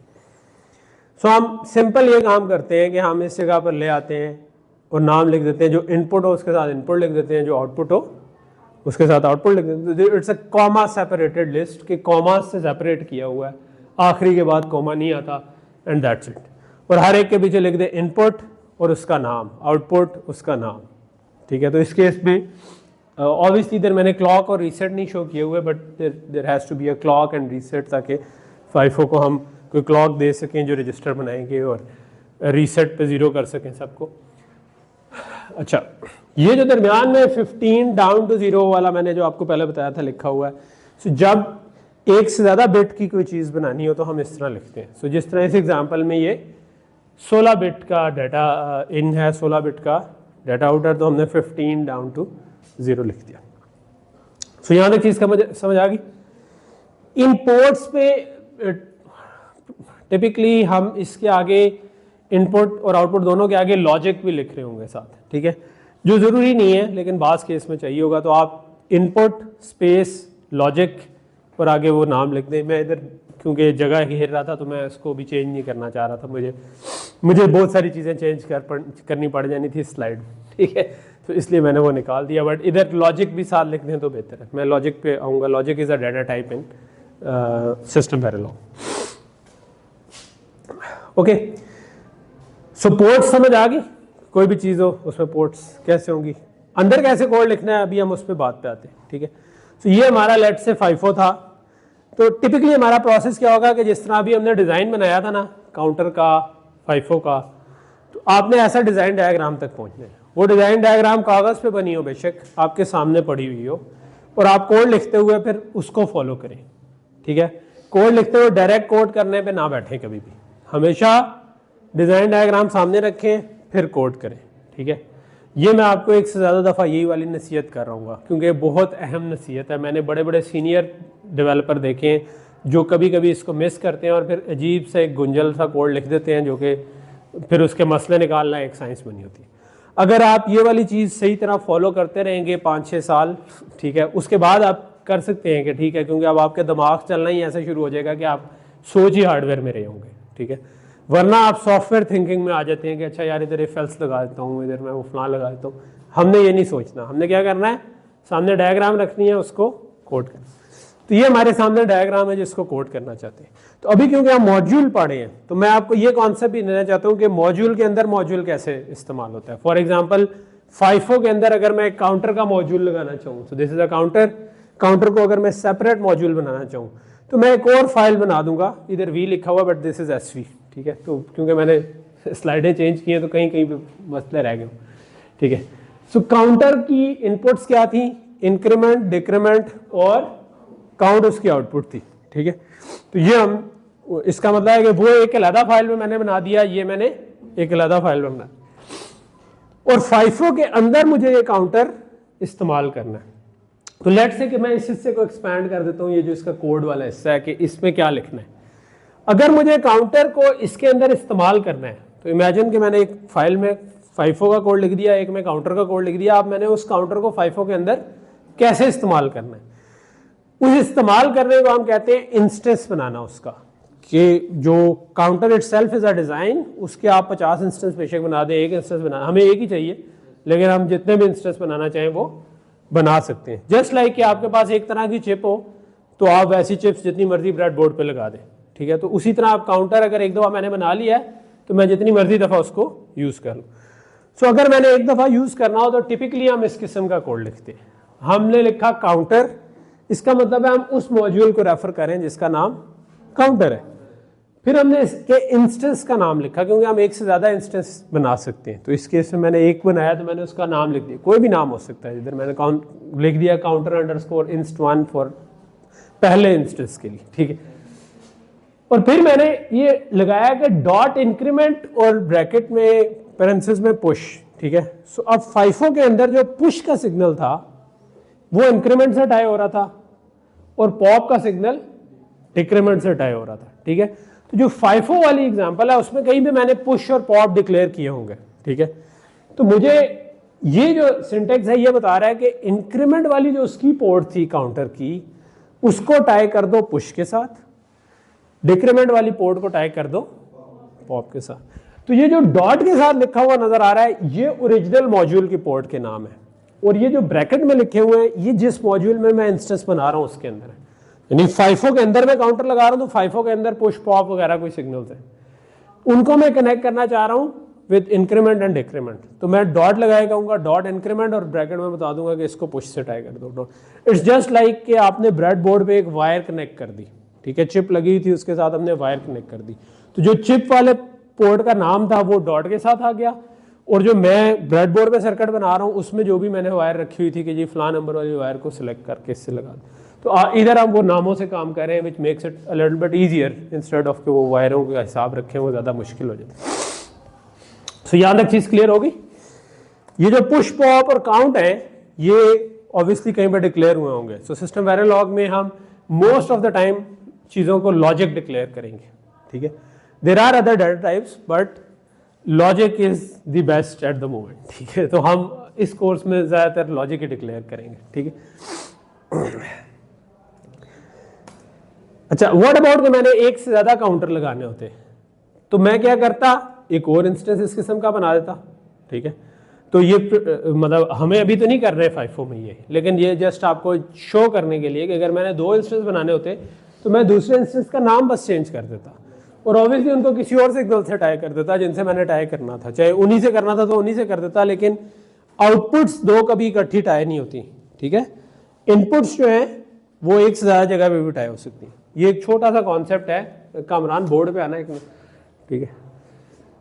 सो अगर कोई भी इनपुट नहीं, कोई भी वायर हो, मैं बल्कि इनपुट भी निकालता हूँ, इस वायर को मैं कहीं पे भी टाई कर सकता हूँ एक से ज़्यादा जगह पे, ठीक है। इट्स ऑल राइट, इसमें कोई मसला नहीं है। मैं पुश का सिग्नल है, मैं दो जगहों पे टाई करना चाहूँ, कोई मसला नहीं है। लेकिन अगर दो वायर्स आ रही हैं तो मैं कभी भी उनको आपस में टाई नहीं करूँगा, ठीक है। यानी आउटपुट वाली साइड पे मैं दो को टाई, ठीक है। अगर मेरे पास दो आ रही हैं इनको मैं आपस में टाई नहीं करूंगा, क्योंकि इस पे 1 आ रहा हो, इस पे 0 आ रहा हो, क्या करेगा वो, ठीक है। इस पे 0 आ रहा हो, इस पे 1 क्या करेगा, ये तो सेम 0 या 1 आ रहा है सबको चला जाएगा, ये ठीक है, ठीक है। लेकिन ये नहीं करते, ठीक है, इस तरह चीजें शॉर्ट हो जाती हैं, ठीक है, और ये हम नहीं करना चाह रहे होते। There are some exceptional cases to this जो कि हम इस कोर्स में नहीं करेंगे, लेकिन वो बिल्कुल जो आपकी चिप की पिन्स होती हैं, आउटपुट पिन्स पूरी चिप की, जो कि हम चिप के अंदर वाले हिस्से पे फोकस करें, तो उधर आप जाकर कुछ तरीके हैं जिसको हाई एम्पीडेंस पे लेके जा सकते हैं, वो मैं इस कोर्स में कवर नहीं करूंगा, लेकिन वो है कि वो आपको पता होना चाहिए, जस्ट फॉर कंप्लीशन में बता रहा हूँ, लेकिन टिपिकली हम ये नहीं करेंगे। सो फॉर एग्जांपल मैं इधर दोनों जगहों पर काउंट नहीं इस्तेमाल करना चाहूँगा, पुश 1 पॉप 1 के बजाय बेशक पुश पॉप हो जाए, कोई फर्क नहीं पड़ता, क्योंकि ये इनपुट जा रही है इसको, तो सेम इनपुट इस वाले काउंटर को भी चलेगी, इस वाले काउंटर को भी चलेगी, लेकिन दोनों काउंट सेम हो गए, इसका अंदर है कि दोनों आउटपुट आपस में कनेक्ट होगी, तो वो हम नहीं करना चाहेंगे कभी। ओके, सो ये इन समरी मॉड्यूल जो है वो एक ब्लॉक लेवल की चीज़ है, और हम इसको एक as a building block consider करें जिसको आप डिफरेंट मॉड्यूल्स के अंदर इंस्टेंशिएट कर सकते हैं, ठीक है। अब हम आ जाते हैं अपने असल ब्लॉक्स पे, ठीक है, कि जो हमने गेट्स, मल्टीप्लेक्सर, डीमल्टीप्लेक्सर पढ़े थे, ठीक है। अच्छी बात यह है कि इसका सिंटेक्स C++ या जावा से मिलता जुलता है, दोनों के सिमिलर सिंटेक्स ही है, तो कोई ज़्यादा फर्क नहीं है। इनफैक्ट आप थोड़ा सा आगे जाएंगे तो आपको आइडिया होगा कि सारी लैंग्वेजेस में ही कंस्ट्रक्ट्स तकरीबन मिलते जुलते ही होते हैं। So let's start with kind of gates. अच्छा, जब हमने गेट्स बनाने हो तो टिपिकली हम लिखते हैं ऑलवेज अंडरस्कोर कॉम्ब, जिसका मतलब है कि मैं एक कॉम्बिनेशनल ब्लॉक बनाने जा रहा हूँ। बिगिन एंड, जावा में बिगिन एंड होते हैं या करली ब्रैकेट होती हैं? करली ब्रैकेट। सो बिगिन एंड को आप करली ब्रैकेट्स की तरह समझ सकते हैं कि उसके बजाय हम इधर बिगिन एंड इस्तेमाल करते हैं कि करली ब्रैकेट स्टार्ट के बजाय बिगिन, करली ब्रैकेट एंड के बजाय एंड। तो बाज़ लैंग्वेजेस में इनको हम कहते हैं डिलिमिटर्स, तो ये चेंज होते रहते हैं, लेकिन इस केस में ये बिगिन एंड है। और लेट्स से एंड गेट है, तो हम लिख देंगे A is equal to B and C, और अगर डी से भी करना है तो एंड डी और एंड एफ, एंड अगर 4-5 चीज़ों को एंड करना है तो आप ज़्यादा लिख दें, 2 ही है तो A is equal to B and C लिख दें, ठीक है। एंड का सिंपल सेम है, ठीक है। आपने इधर गौर किया होगा मैंने सिंगल एंड डाला है, जावा में शायद डबल एंड डलता होगा, ठीक है, सी में भी डबल एंड डलता है। किसी को पता है कि डबल एंड और सिंगल एंड में क्या फर्क होता है?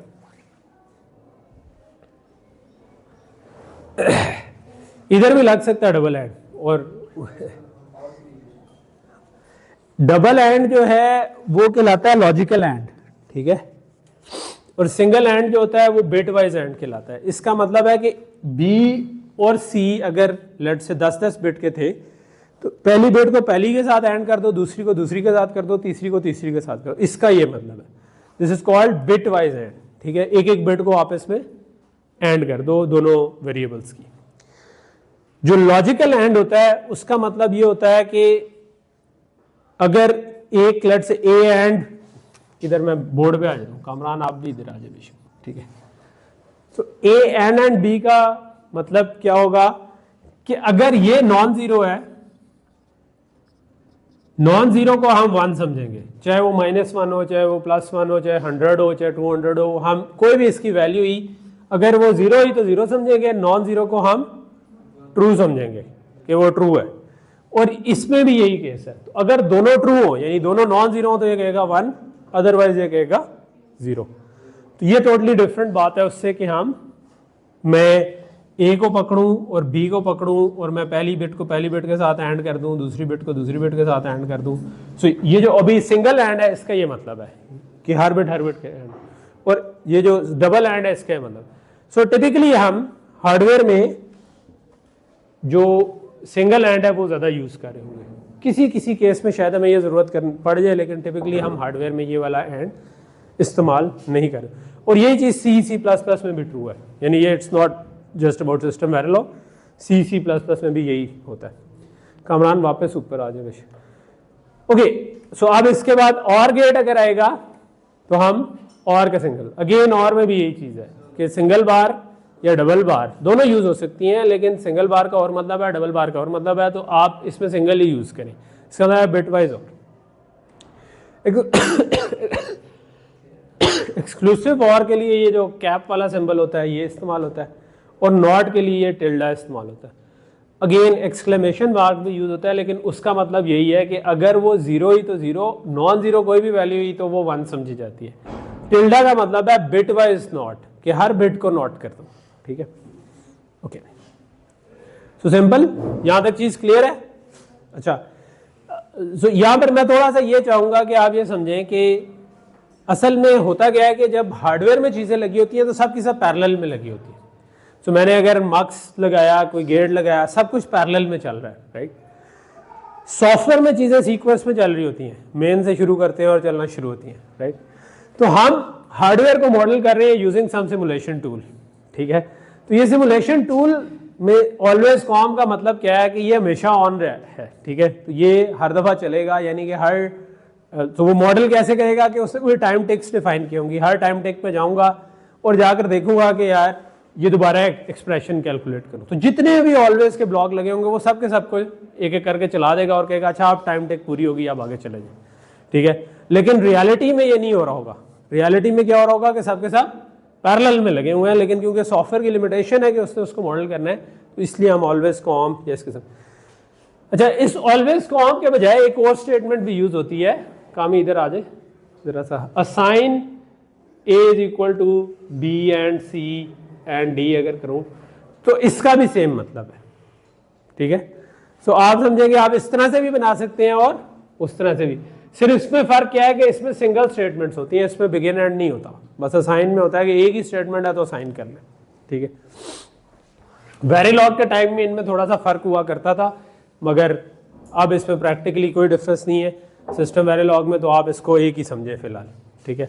उसके डिफरेंस आपको ना भी पता हो तो doesn't matter for our purposes, ठीक है। ओके, सो अभी तक क्या हुआ कि हमने गेट्स तो बना लिए। गेट्स के लिए या ऑलवेज कॉम, बिगिन एंड, उसके अंदर A equal to B and C, output left side पे, इनपुट्स राइट साइड पे, और आपका काम हो जाएगा। मक्स के लिए भी अगेन हम ऑलवेज कॉम बिगिन एंड, क्योंकि कॉम्बिनेशनल ब्लॉक है, ठीक है, कॉम्बिनेशनल ब्लॉक है, बिगिन एंड डाला।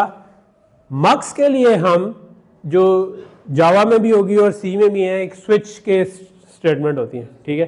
सो इसमें उसको हम सिर्फ केस कहते हैं, ठीक है, स्विच नहीं कहते, लेकिन वो सिमिलर स्टेटमेंट है। हम लिखते हैं केस, ब्रैकेट में लिख देते हैं एड्रेस या सिलेक्ट लाइन जो भी हो, ठीक है, या नाम कोई भी हो सकता है एड्रेस के बजाय, क्योंकि मैंने इधर इसको एड्रेस कहा हुआ तो मैंने इधर भी इसको एड्रेस कह दिया, और उसके अंदर हम सारे केस लिख देते हैं, ठीक है। अब इधर आपको एक अजीब सा सिंटेक्स नजर आ रहा होगा, 2t-d0। अभी हम 2t-d को लेट से भूल जाए तो बाकी क्या लिखा हुआ है 0 1 2 3। तो मैं कह रहा हूं कि अगर एड्रेस 0 हो तो out is equal to a, so this is out, this is a। सो अगर एड्रेस 0 हो तो इसको इससे टैग कर दो, एड्रेस 1 हो तो इसको b से कर दो, एड्रेस 0 तो ठीक है। तो फिर ये 2tick क्या है, ठीक है, इसकी कहानी पे आ जाते हैं, ठीक है। सो वेरिलॉग में अब या सिस्टम वेरिलॉग में ये चीज़ जो बाकियों से डिफरेंट है वो ये है, क्योंकि अब हम बिट्स के अंदर खेल रहे हैं तो इसमें हम एग्जैक्टली बताते हैं कितनी बिट्स की बात हो रही है। तो ये अब मैं आपको डाटा वैल्यूज के हिसाब से बता दूं, उधर तो 2tick-d लिखा हुआ था, इधर मैंने लिखा हुआ है 8tick-b0001010। तो ये 8 का मतलब है कि बिट्स कितनी है, इसका मतलब 8 बिट है। टिक वैसे ही लगा हुआ है सिर्फ अलग करने के लिए। बी का मतलब है कि मैं किस फॉर्मेट में बता रहा हूँ, बाइनरी में बता रहा हूँ, डेसिमल में बता रहा हूँ, हेक्स में बता रहा हूँ, ऑक्टल में बता रहा हूँ, तो इन चारों में से कुछ भी हो सकता है, ठीक है। सो डी होगा, अगर आप डेसिमल में करना चाहें तो डी कर दें। कुछ बाज़ जगहों पे हमें बाइनरी में ज़्यादा सूट करता है क्योंकि हम बिट वाइज देखना चाहते हैं, तो हम बी लिख देंगे तब, ठीक। और अंडरस्कोर भी आप दरमियान में डाल सकते हैं, ये काफ़ी यूजफुल है, वो इग्नोर हो जाते हैं सिंपली। अगर आप डाल दें तो डाल दें, ना डालें ना डालें।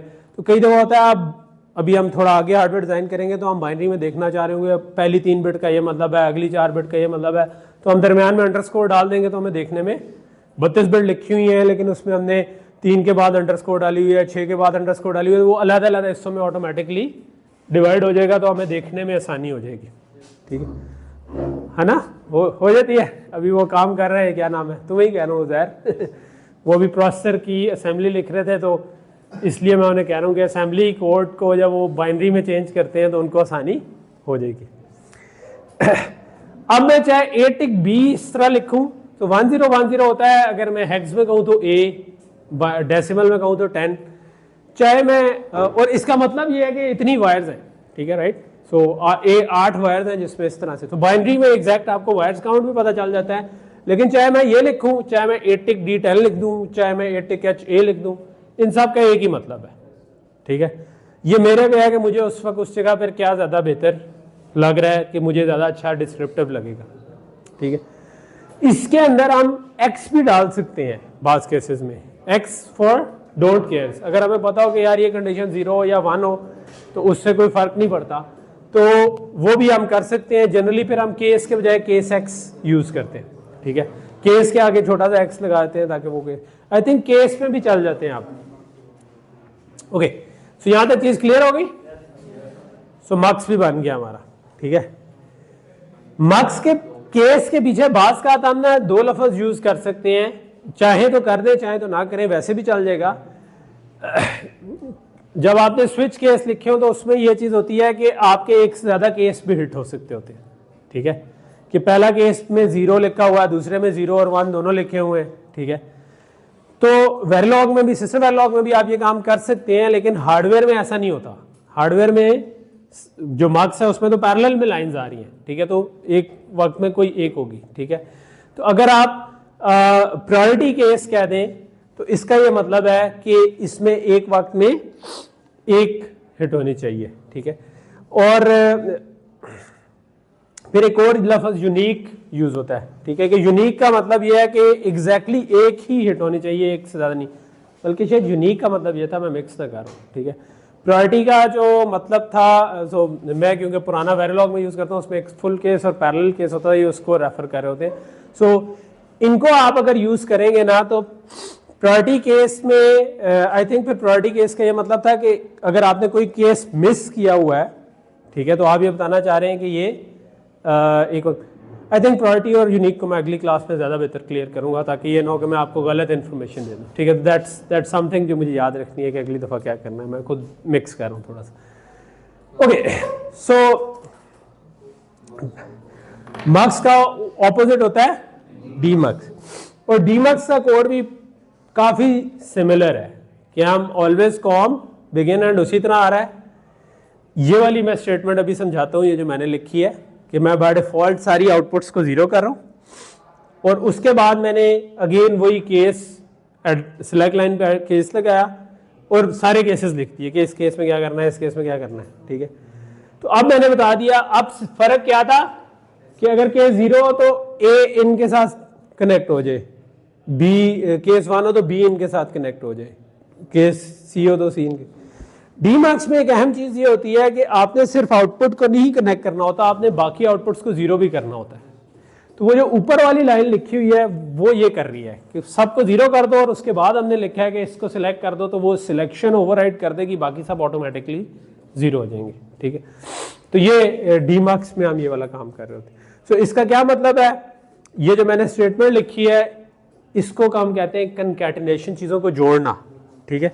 तो मैं एक डमी एग्जांपल के थ्रू आपको समझा देता हूँ कि कैसे जोड़ सकते हैं। फॉर एग्जांपल मैंने किसी एक पोर्ट से कनेक्ट करनी थी बहुत सी चीजें, लेकिन इस तरह से कनेक्ट करनी थी कि ए जो है वो एमएसपी पे आ जाए, बी उसके बाद आ जाए, सी जो है दरमियान में 4 जीरो हो और आखिरी तीनों पोर्ट्स पे सी कनेक्ट हो, ठीक है। तो अब एक रैंडम सी एग्जांपल है जिसमें सारे केस कवर हो जाते। तो अगर मैंने ये करना हो तो कनकैटिनेशन में मैं कहूंगा कि डाटा इन वो पोर्ट है जिससे कनेक्ट करना हो, तो data in is equal to curly brackets डालूंगा और उसमें लेफ्ट से राइट जिस ऑर्डर में चीजें लिखना हो उस ऑर्डर में कनेक्ट हो जाएंगी। सो फॉर एग्जांपल मैंने पहले लिख दिया ए, तो इसका मतलब लेफ्ट मोस्ट पे ए कनेक्ट हो गया, फिर मैंने कॉमा डाल के बी लिख दिया, बी कनेक्ट हो गया। फिर मैं चाहता हूँ 4 सिफर हो, तो मैं लिखूंगा 4 टिक डी 0, ठीक है। चाहे मैं बी 0 लिखूं, डी 0 लिखूं, एच 0 लिखूं, लेकिन 4 टिक की वजह का मतलब है 4 बिट्स है, ठीक है। 4 बिट 0 हो गई। उसके बाद मैं चाहता हूं सी 3 दफा कनेक्ट हो आगे, तो उसके लिए हम क्या करते हैं, हम 2 करली ब्रैकेट्स लगाते हैं। पहले में लिखेंगे सी, उसके अराउंड करली ब्रैकेट लगा के फिर लिखेंगे कितनी दफा, और फिर एक और करली ब्रैकेट लगाएंगे, ठीक है। सो मुझे नहीं पता इन्होंने 2 क्यों रखी है, एक ही लगा देते तो मेरा ख्याल है तब भी ठीक होना था। बहरहाल जो सिंटेक्स है वो ये है, ठीक है।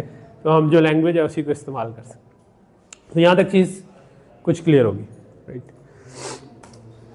सो अब आपका क्या हुआ कि अगर पहला केस है तो इन जो है वो ए से कनेक्ट हो गया, बाकी सारे 0 जी।